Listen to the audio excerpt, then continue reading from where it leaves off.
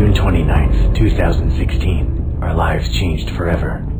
A virulent man-made virus had been mysteriously released into the population, mutating the infected into ravenous flesh-eating zombies. The outbreak had claimed untold lives, but somehow my wife and I had managed to survive.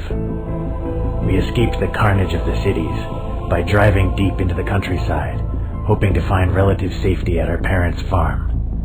When we arrived, we were relieved, not only to find her parents still alive, but with the help of the locals, they had managed to fortify the farm.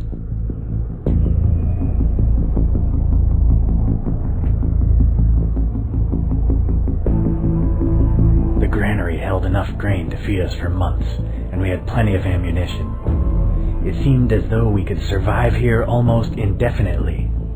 All too soon, we realized things weren't that simple. With no one working at the local sewage treatment plant, filth had found its way into our drinking water. A disease we had all but forgotten about came back to haunt us: cholera. Without antibiotics to treat the infection, people grew weaker and weaker, and finally died. It was clear that if someone didn't go and find some medicine soon, we'd all be wiped out within a month. Those still healthy enough to hold a gun decided to draw straws. Mine was the shortest. Having been chosen for the mission into town, I wasted no time and started preparing immediately. I realized that even decisions that seemed unimportant at the time could make the difference between life and death later on. With that in mind, I headed to my father-in-law's wardrobe and started to think about what I should wear.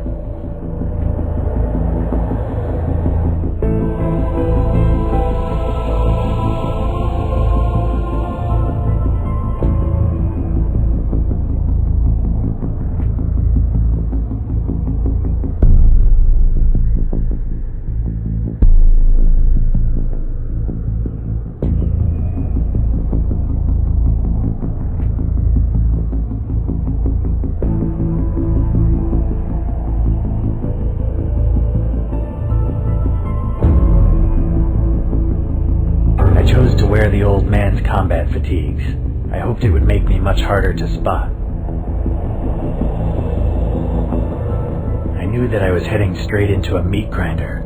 Zombies still wandered the streets, devouring any living thing that crossed their path. I knew that confrontation with the infected was inevitable, and so after I got dressed, I headed straight for the armory.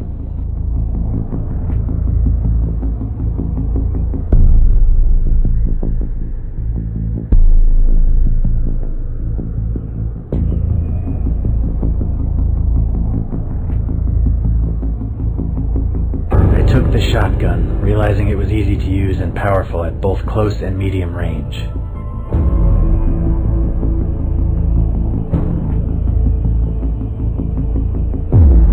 Having armed myself, I grabbed a rucksack to carry some additional supplies. It was imperative that I traveled light so I could complete my mission as quickly as possible. My fellow survivors were counting on me getting back with antibiotics as soon as possible, and the risk of being unable to outrun the infected was one I wasn't willing to take.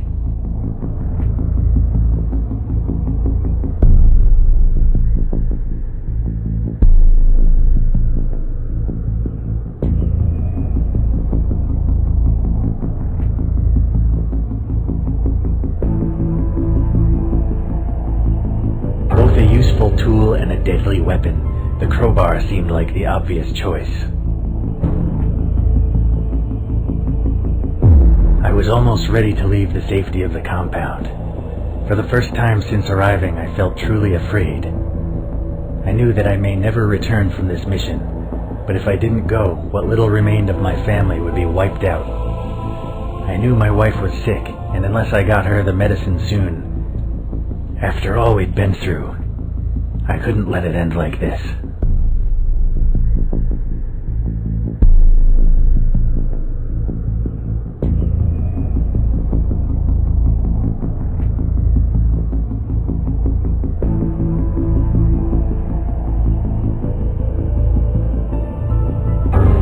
Back inside the house, climbed the stairs to our bedroom and slowly pushed open the door. My wife lay asleep in bed. She was pale and her body dripped with sweat. She had had a fever for some time, and I knew that without medicine she wouldn't last much longer.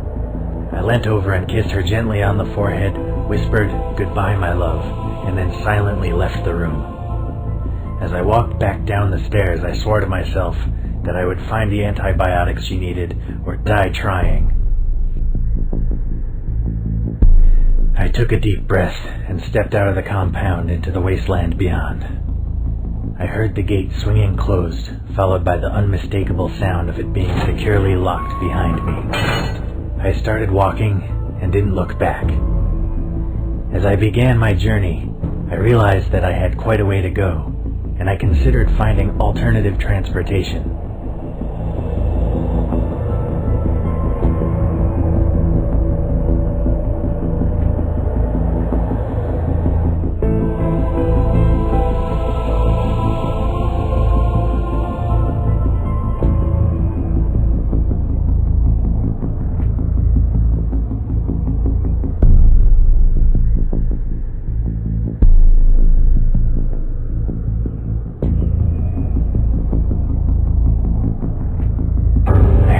Quite a while before I eventually spotted an old and slightly rusty bicycle sticking out of a hedgerow.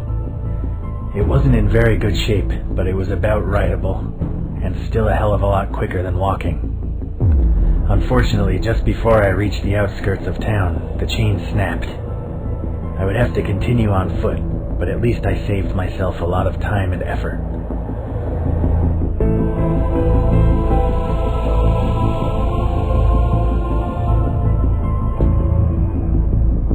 After a couple of hours, I eventually came to the outskirts of town. The place had been pretty run down even before the outbreak, and I had struggled to imagine it being any worse than I remembered. I was wrong. Once the streets had been the home of petty gangs and prostitutes, but now they were littered with decaying, half-eaten corpses. The air was thick with flies, and maggots crawled and squirmed among the bodies. I took a moment to regain my composure, and then pressed on, trying not to notice what I was standing on. As I turned the corner, I saw another man standing some distance down the road. I had no idea if it was a survivor like myself, or one of the infected.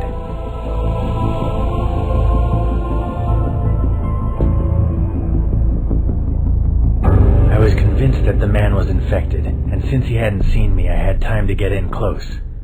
I got out my crowbar, slowly crept up behind him, and smashed him as hard as I could in the back of the head. I felt his skull cave in with the first blow, and after several more there was nothing left but lumps of brain and fragments of bone. Even if he was human, he probably wouldn't have suffered.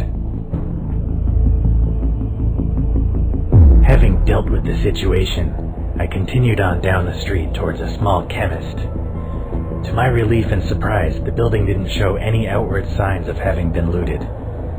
The door was closed and the glass window was still intact. I glanced around to make sure there were no infected nearby, and then tried the door. It was locked.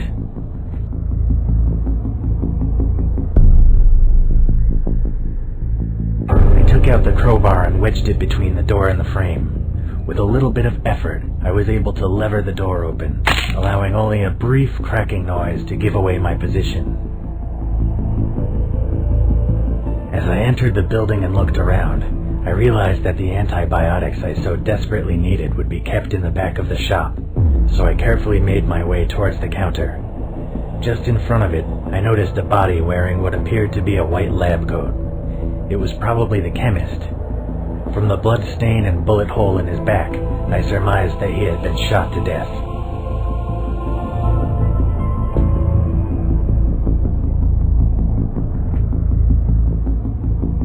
I hadn't survived the outbreak this long by taking unnecessary chances. I swung the crowbar at his head over and over again, until all that was left was a bloody red mush on the carpet. Not even the infected could survive that. As I walked into the back room, my heart sank. While the front of the shop had been left untouched, looters had clearly broken in at the back and taken all the medicine. Most likely, drug addicts in search of a fix. I searched everywhere, but the only thing left was a few tubes of hemorrhoid cream. made my way back to the front of the shop and realized that my mission was far from over. I wondered if I could find any extra supplies before continuing.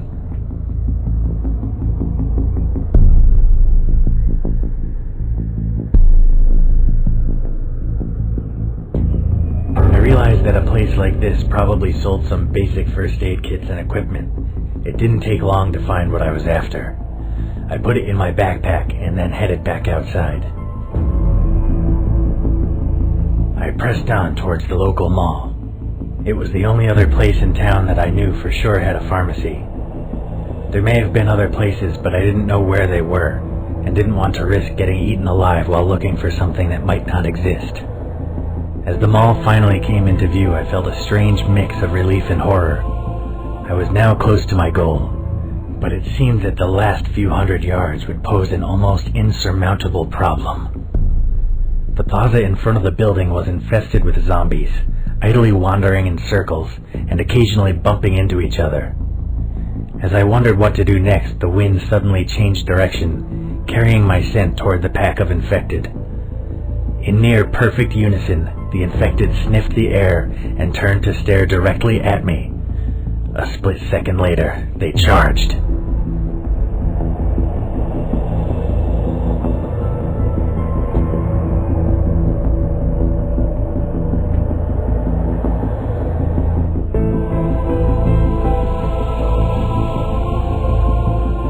I knew I didn't stand a chance against the oncoming mob of post-human cannibals, so I turned on my heels and fled as quickly as I could. The infected were surprisingly fast on their feet, but luckily they struggled to avoid the mass of abandoned vehicles and debris that covered the road. I was able to lose most of them by running around the block, and those that still followed were quite a distance behind me.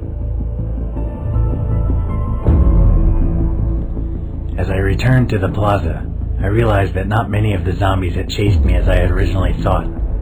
Unable to reach the main entrance, and with the infected now approaching from all sides, I had no choice but to run down a small side alley.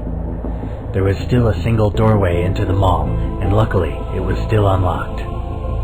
I slammed the door shut behind me. It seemed reasonably strong, and was small enough to prevent large numbers of infected from pushing against it all at once. Still, leaving it as it was definitely posed a risk.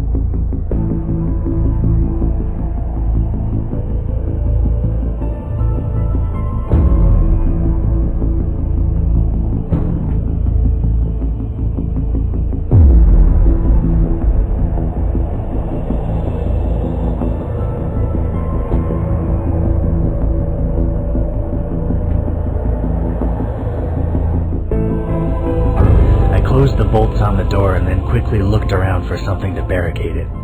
Luckily there was some old tables and chairs nearby, which I was easily able to wedge in front of the entrance. No one would be getting in or out this way anytime soon. Now that I was reasonably sure that the infected wouldn't be getting into the building the same way I did, my attention turned to my new surroundings. I was in a long hallway with several storage rooms on either side. From the vague odor of damp and chemicals, I realized this was obviously some kind of basement used primarily by the cleaning staff. I could see a stairwell leading up to the main building at the end of the hall.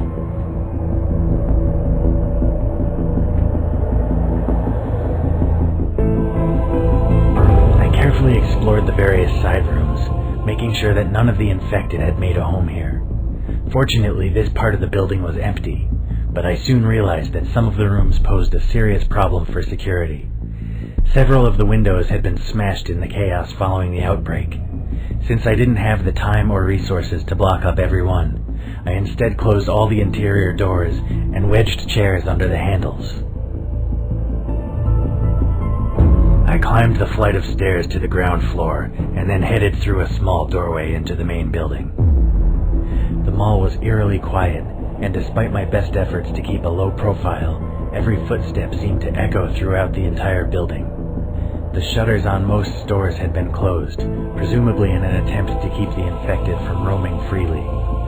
Frequent bloodstains were an ever-present reminder of how little the shopkeepers had achieved. A sickening feeling in my gut told me this place had been the scene of a terrible massacre. As I slowly made my way to the central square, I recalled that the pharmacy was up on the second floor. I could see no signs of life, human or otherwise, and so decided to ascend the nearest escalator and secure the medicine the folks back at the farm so desperately needed. Before I could reach it, the silence was broken by a tremendous bang, swiftly followed by something whizzing an inch past my head. Someone had taken a shot at me.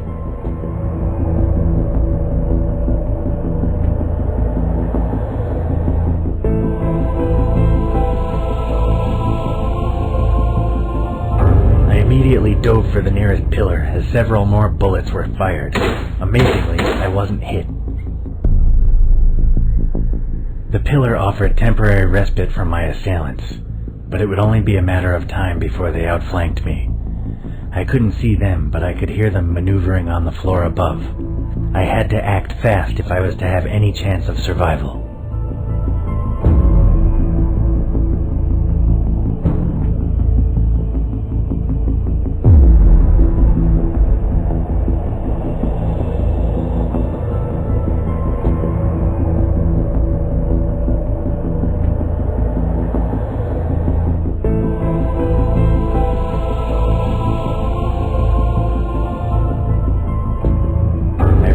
That they had me totally pinned down, and that my chances of surviving a firefight were slim. My only hope was to try and convince them to let me live. I cried, "I'm not infected," as loud as I could. There was a pause, followed by a voice full of fear and doubt. "Prove it." He ordered me to put my gun on the ground and step slowly out from behind the pillar with my hands up. I could see no alternative, and so I reluctantly did what I was told. As I stood defenseless in the open, I explained that I hadn't been bitten, and that I meant them no harm. The survivors whispered among themselves for a moment, before one of them asked me to take off my clothes so they could see for themselves. I undressed, and a man armed with a shotgun came down to inspect me. Finally satisfied that I wasn't about to eat them, the man asked me why I was here.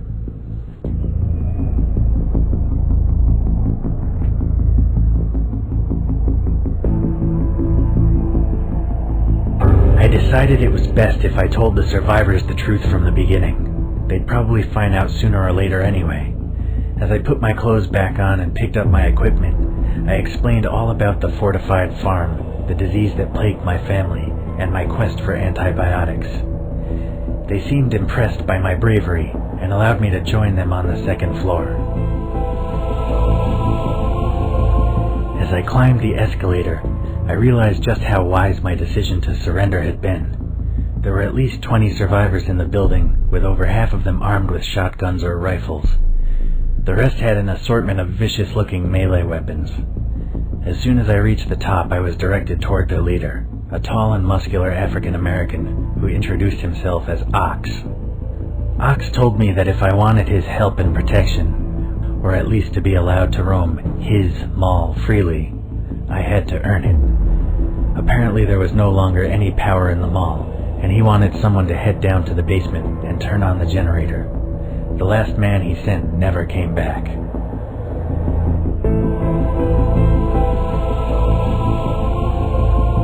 I told him I'd be happy to help, but that I desperately needed some more equipment if I was going to survive. He grudgingly agreed and got one of his lackeys to hand over some ammo. I was then informed that I'd be taking a mechanic named Smith along with me. partly to fix the generator if it needed it, and partly to make sure I didn't try anything stupid. Smith and I went back down the escalator and through the door I had originally come through to the stairwell.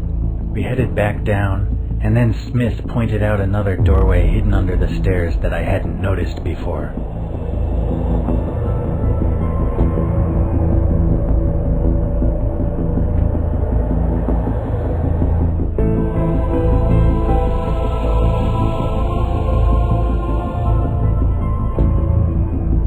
Discretion is the better part of valor, so I let Smith take the lead.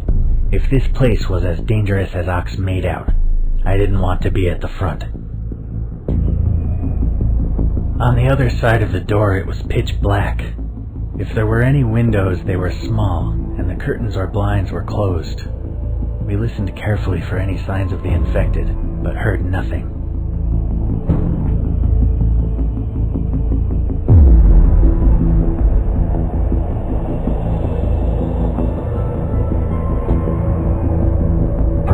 About to get eaten in the dark, so I told Smith to wait while I went and found a torch.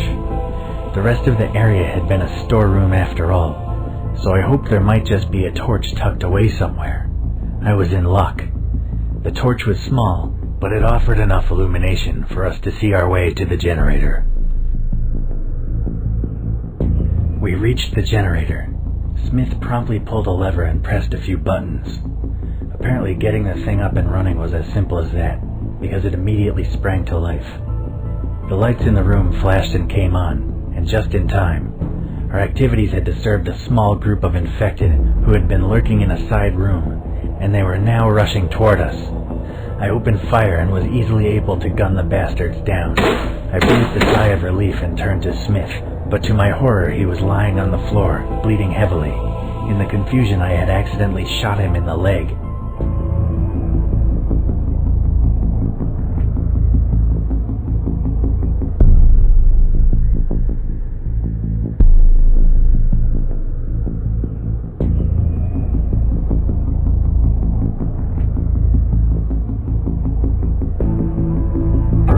Smith didn't have a lot of time, so I quickly removed the shoelace from one of his boots and tied it tightly to his leg, just above the wound.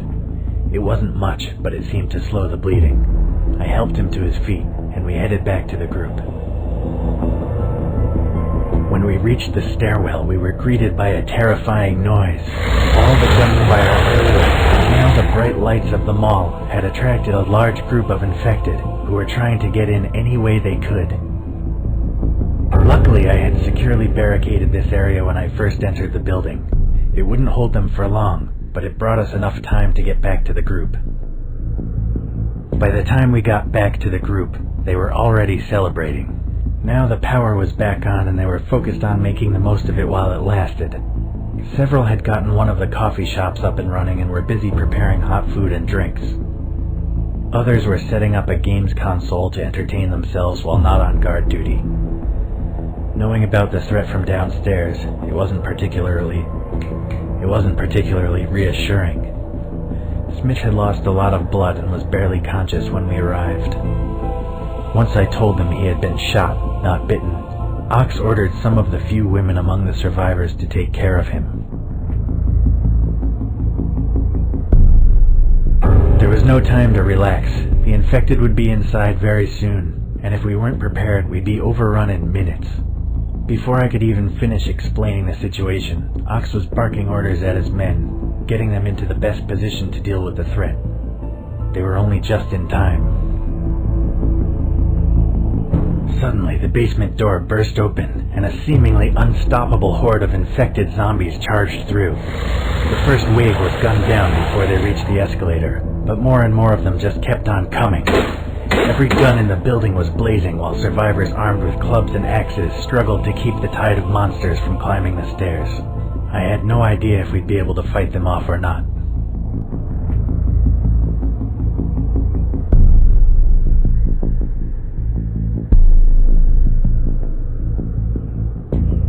I knew there was no way we'd be able to fight off the infected horde. My thoughts turned once again to my dying wife, and I realized that this might be my last chance to secure the antibiotics she so desperately needed. While the others held the infected at bay, I ran as fast as I could for the pharmacy. It took me less than a minute to reach the former drugstore. It had been totally untouched by looters, and all the various medicines were readily available. I could still hear the battle raging behind me, and I knew that I didn't have much time. Unfortunately, I wasn't alone. It seemed that the infected had found another way into the building, and several of them were now shambling straight toward me.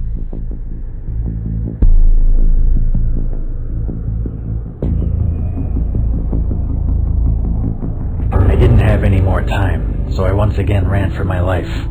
I headed straight out of the back door into the corridor beyond. I found myself in some sort of staff-only area that would normally have been off-limits to the general public.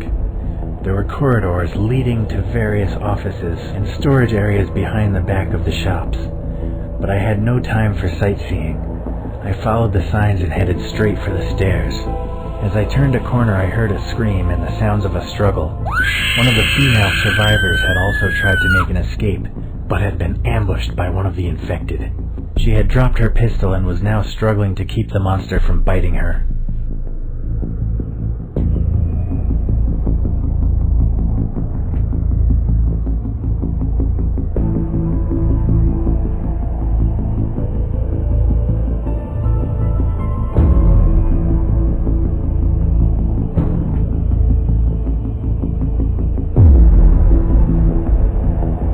The bitch was probably going to die anyway, and certainly wouldn't need her gun in the afterlife.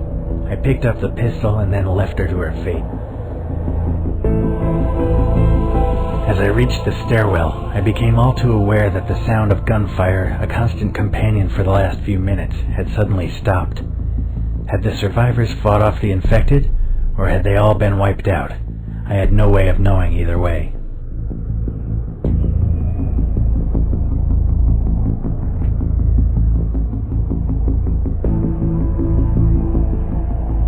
I wasn't going to risk heading back to the group. In my heart, I knew they were all dead, and either way I needed to get home to save my wife. I ran up the stairs, out of the fire escape, and onto the roof. I stepped out into the open air and breathed a sigh of relief. I was on the top level of a multi-story car park which seemed to be blessedly free of zombies. There were also plenty of parked cars in relatively good condition, perfect for a swift and safe ride home. I suddenly noticed movement out of the corner of my eye. I span round and took aim, expecting it to be one of the infected. To my relief and surprise, it was a handful of survivors who had managed to escape the carnage downstairs. Before I could meet up with them, something leaped at me from the shadows, knocking my gun from my hands and nearly pushing me to the floor. I regained my balance just in time to defend myself from the creature's next assault.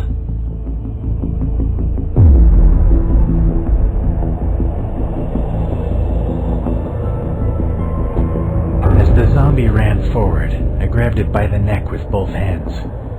Realizing he'd be unable to bite me, I pushed him back with all my might, forcing him toward the railings. It took every ounce of strength that I had remaining, but I managed to shove the infected bastard over the edge. A few seconds later, I heard a sickening splat as his body hit the ground. Now that the immediate danger had been dealt with, I had to decide how best to get back to the ground floor. As I picked up my gun, I took another look around. There were plenty of parked cars that I could steal, and the other survivors had already begun hot-wiring an SUV.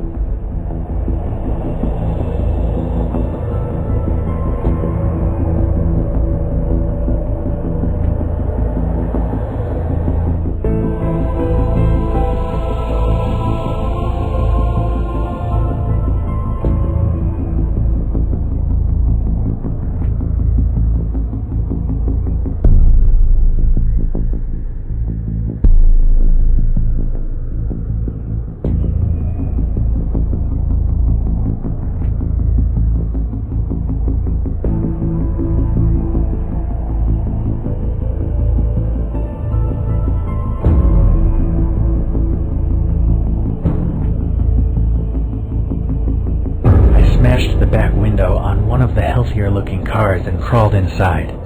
Luckily, the previous owner had left a set of keys hidden in the glove compartment, so I was easily able to turn off the alarm and get the car moving. As I swiftly drove down through the car park, I realized just how fortunate I had been. The place was crawling with infected, and there was no way I could have escaped on foot. I sped out of the car park, breaking through the wooden barrier and skidding out onto the main road. I chose the most direct route I could think of, back toward the compound, and drove as fast as I could. I didn't get far, though. Not more than 2 blocks down the street, I came across the remains of a serious traffic accident. Several vehicles blockaded the road.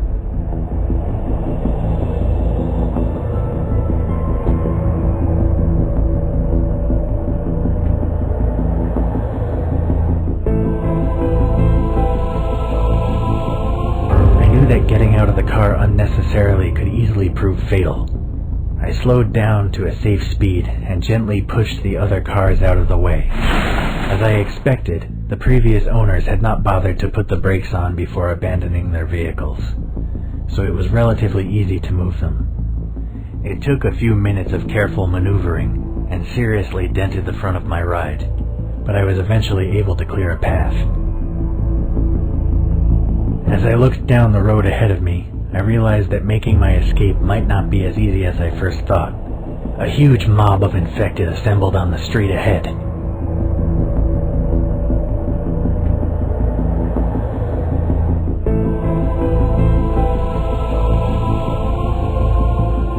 I wasn't going to risk driving through a ravenous horde of the infected unnecessarily. I turned off down a small back road and took another route back to the compound. It was a little more time-consuming, but a lot less suicidal. I finally made it out of the town and back to the countryside. The sun was setting in the distance behind me. I had been through a lot that day and was glad that I would soon be reunited with my loving wife. Just when I thought I was out of danger, the engine began to make strange clunking noises. I prayed that it would last until I got home, but God didn't seem to be listening.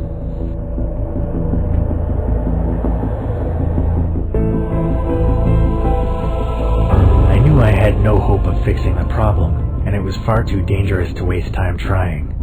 The compound was only an hour's walk or so away, so I abandoned the vehicle and resolved to carry on foot. After a long and terrifying walk through the gloom of twilight, I finally arrived back at my father-in-law's compound. I was mentally and physically exhausted, and wanted nothing more than to crawl in bed, cuddle up to my wife, and fall into a deep sleep. I was expecting a far warmer welcome than I received. Despite my heroic efforts on their behalf, the guards wisely insisted that I prove I hadn't been bitten before being allowed in. Once more I had to strip down to my skin to show that I would remain among the living. With the formalities over and done with, I was finally allowed inside. As soon as the gates were safely closed behind, my father-in-law ran out from the farmhouse and uncharacteristically gave me a hug. Then he asked me about the medicine. I fell to my knees and began to sob. Everything I had been through was for nothing. I had returned empty-handed. I had failed everyone. My father-in-law, my friends, my wife, and myself. Over the course of the next few days, our suffering steadily grew. As more and more of us fell ill, people started dying. We had no hope, and I was to blame. One morning, I realized that I couldn't live life like this anymore. I went into the armory, took a pistol from the weapons rack, and hid it in my jacket pocket. I walked back to my bedroom, kissed my wife goodbye one last time, and then shot her. Once I was sure she was dead, I turned the gun on myself.